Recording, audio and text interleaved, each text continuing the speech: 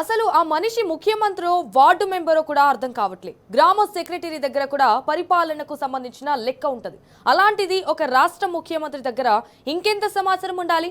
ఏ department లెక్కలు అడిగినా టకటక చెప్పగలగాలి. అలాంటి సీఎం నాలిక మీదే డేటా ప్రవహించాలి. కానీ మన ముఖ్యమంత్రి రేవంత్ గారి నాలిక బూతులు తప్ప ఇంకేమి పలకదు. అసలు ఆ మనిషి నాలుకకు మంచి మాటలే రావు.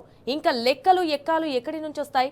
అందుకే ఏదైనా ఇన్ఫర్మేషన్ అడిగితే టపిమని నాలుక కొరుక్కుంటాడు. తనకేమీ తెలియదని అడ్డంగా తలుపుతాడు. అయితే అధికారులు ఇచ్చిన లెక్కే నా లెక్క అంటాడు. పైగా ఆ చెప్పిన మాటలు కూడా అబద్ధాలే. ఎస్, రుణమాఫీ అందరికీ అమలు చేశామని మరోసారైతే పచ్చి అబద్ధం పలికాడు రేవంత్ రెడ్డి. అంతేనా? రైతు భరోసా కూడా అందరికీ ఇచ్చామంటూ నిస్సిగ్గుగా చెప్పుకున్నాడు. నిజానికి ఈ సీజన్ రైతు బంధు ఇప్పటి వరకు దిక్కులేదు, భరోసా బండలే అయ్యింది. సగం మంది రైతులకు రుణమాఫీ చేయలేదు. రేవంత్ అబద్ధపు మాటలు విన్న రైతులు నువ్వింకా మారవా అంటూ కూడా తీవ్రంగా నిప్పులు చెరుగుతున్నారు. చేసినాం, రైతు రుణమాఫీ చేసినాం, రైతు భరోసా అమలు చేసినాం.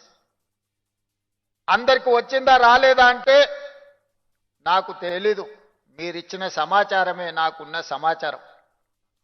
రైతు రుణమాఫీ చేసినాం, రైతు భరోసా అమలు చేసినాం. అందరికి వచ్చిందా రాలేదా అంటే నాకు తెలీదు. మీరిచ్చిన సమాచారమే నాకున్న సమాచారం. రైతు రుణమాఫీ చేసినాం, రైతు భరోసా అమలు చేసినాం. అందరికి వచ్చిందా రాలేదా అంటే నాకు తెలీదు. మీరిచ్చిన సమాచారమే నాకున్న సమాచారం. ఇది విషయానికి సంబంధించి మరిన్ని డీటెయిల్స్ మా ప్రతినిధి ప్రదీప్ ఫోన్ ఇన్ ద్వారా అందిస్తారు. Right Pradeep, what's updates?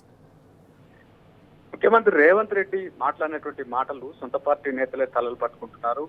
ముఖ్యమంత్రి హోదాలో ఉండి తనకు సమాచారం లేదు అని చెప్పడాన్ని నేతలైతే తప్పుపడుతున్నటువంటి పరిస్థితి. ముఖ్యమంత్రి హోదాలో ఉండి రోజుకొక మాట మాట్లాడుతూ అటు ముఖ్యమంత్రి హోదాను అటు పార్టీ పరువు తీస్తున్నాడని చెప్పి నేతలైతే వాపోతున్నటువంటి పరిస్థితి. వైపు 99 రోజుల ప్రణాళికతో గ్రామాల్లోకి వెళ్లేందుకు ప్రభుత్వం సిద్ధమవుతున్న వేళ రైతు అదేవిధంగా రుణమాఫీకి సంబంధించినటువంటి ముఖ్యమంత్రి మాటలు రిఫ్లెక్ట్ అవుతాయి అన్నటువంటి చర్చ అయితే జరుగుతా ఉంది.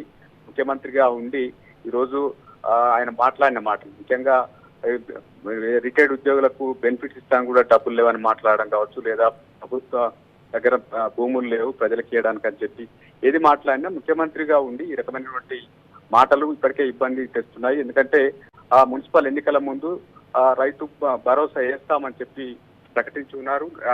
ముఖ్యమంత్రి రేవంత్ రెడ్డి ప్రకటించిన నెల అవుతుంది, ఇప్పటి వరకు భరోసా నిధులు ఇవ్వలేదు. అయితే భరోసా నిధులు ఇస్తారా లేదన్నటువంటి చర్చ ఉంది. గ్రామాల్లోకి వెళ్లేందుకు ఎమ్మెల్యేలు అయితే ఇబ్బంది పడుతున్నటువంటి పరిస్థితులు మనం చూస్తా ఉన్నాం.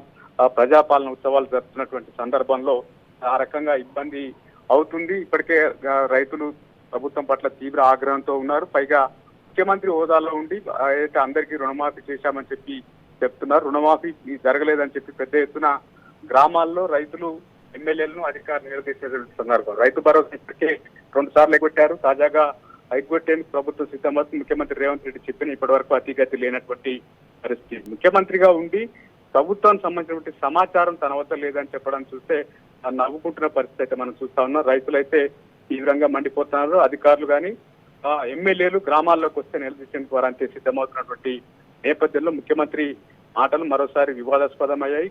ముఖ్యంగా కాంగ్రెస్ పార్టీ పట్ల కావచ్చు, ప్రభుత్వంపై రిఫ్లెక్ట్ అయితే అన్నటువంటి చర్చ అయితే జరుగుతా ఉంది. All right, thank you for the updates.